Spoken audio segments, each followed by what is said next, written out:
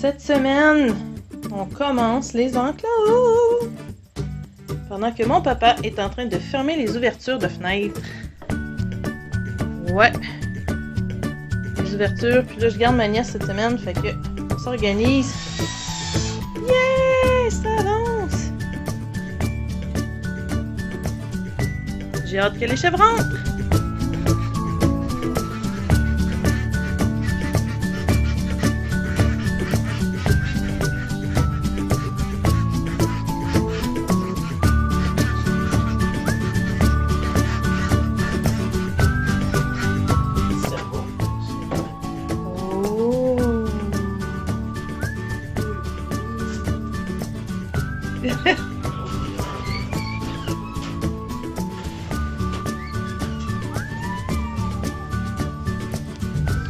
Je suis présentement dans la dérobée.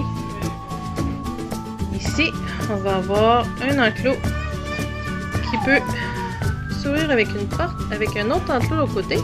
Où est les loups? On va avoir une ouverture là, aussi.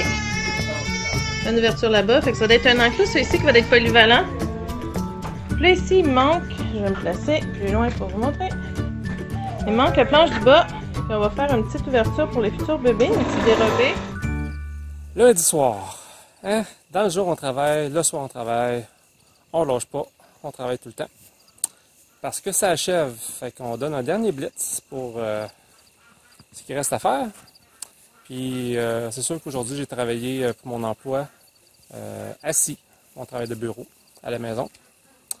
Mais après ma journée, je suis venu aider ma chérie, puis mes beaux-parents aussi qui ont travaillé fort.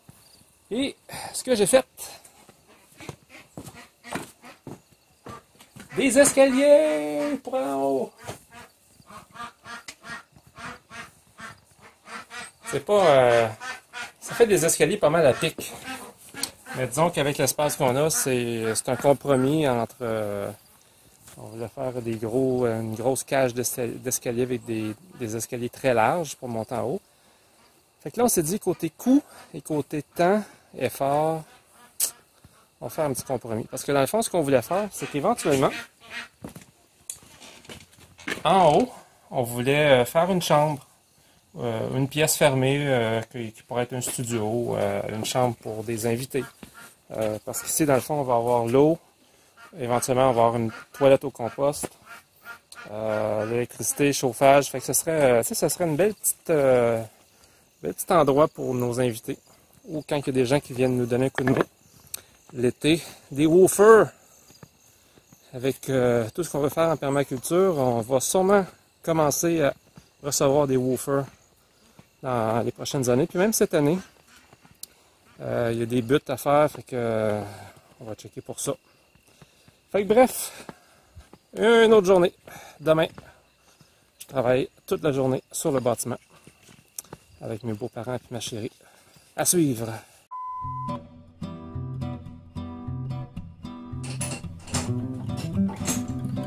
Mais qu'est-ce que tu fais, mon chéri? Je change la toilette. Celle-là, elle a 249 ans. Ouais, mais un beau kit bleu, là. Sérieux, là?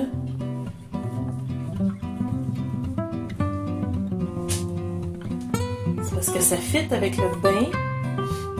Ça fit avec les robinets. La lavabo. De toute façon, Tout est brisé. elle est brisée, elle marche plus. Elle a fait son temps. Salle de bain qui va être un mini commencement de remise à neuf avec une toilette qu'on a achetée usagée, mais propre, là. On recycle, mes amis, on recycle. Oh yes! Une autre étape aujourd'hui, on branche l'eau. Ça va être cool.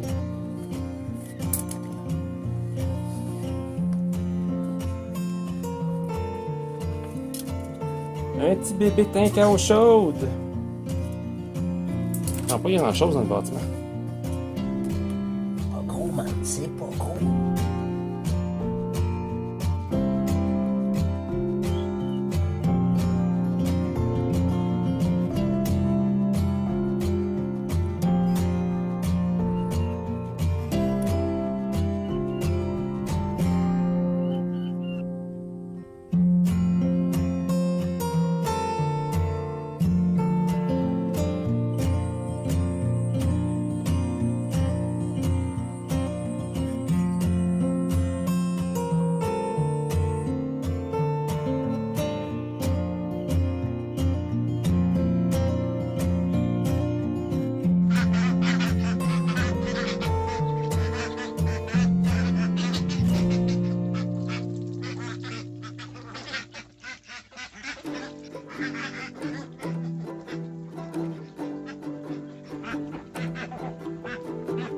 sont vraiment belles. C'est le fun de pouvoir avoir des poules, des canards qui sortent dehors, même s'ils sont restreints encore dans leur enclos.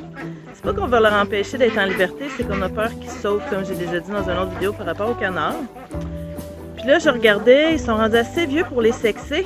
Et il semblerait que sur toute la gang, j'aurais genre juste 4 ou 5 coques. Le restant, c'est toutes des poules. Je suis tellement bénie, en fait, on est bénie, parce que là, on va avoir une quantité d'œufs beaucoup plus grosse à peu près dans 3 mois. C'est sûr que ça va être au milieu de l'hiver, fait que peut-être que ça partira pas tout de suite, mais ça va commencer. Et on va pouvoir faire reproduire aussi pour améliorer notre cheptel de poules d'œufs fins.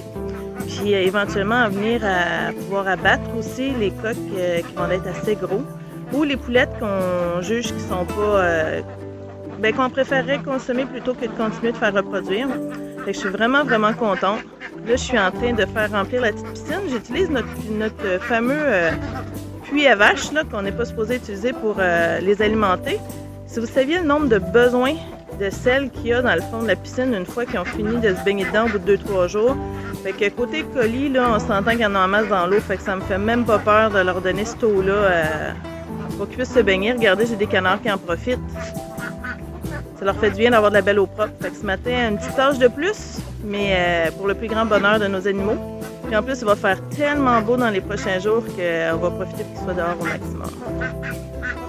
Regardez les 2 beaux gros coqs ici. Je pense qu'ils essaient de faire de la façon à la petite poule brune. Ces 2-là, c'est sûr, je les garde. De 1 par leur belle grosseur, puis de 2 par leur crête. Regardez, ils n'ont pas de grosses crêtes comme... attendez, je vais vous montrer mon autre coq. Regardez lui ici. Lui, je ne les garderai pas, parce que durant l'hiver, il va être beaucoup plus sujet à geler, puis il est moins gros que les autres aussi. Fait que lui, c'est un poulet qu'on va laisser grossir un peu et qu'on va consommer, mais ces 2 gros coqs-là, là, regardez, j'ai un beau chanticleer aussi, ici. Ça, c'est un coq. Ça, c'est un coq. Mon autre gros coq, c'est... Ah, il est là. Lui, c'est un coq. J'ai un autre chanticleer que c'est un coq aussi, il me semble. Beaucoup de poulettes. Vraiment, là, très heureuse. On a eu un petit chanticleer, je crois que c'est lui. C'est un coq aussi, mais il a un défaut génétique. Il a le bec tout croche. Alors ça, c'est un qu'on va aussi abattre, consommer pour pas qu'il se reproduise. Pour être s'assurer de la conformité, pas de la conformité, mais d'améliorer notre troupeau sans reproduire les défauts génétiques. Mais en attendant, il a une belle vie, il va bien, il est en santé. Fait qu'on est bien content, puis on en prend soin.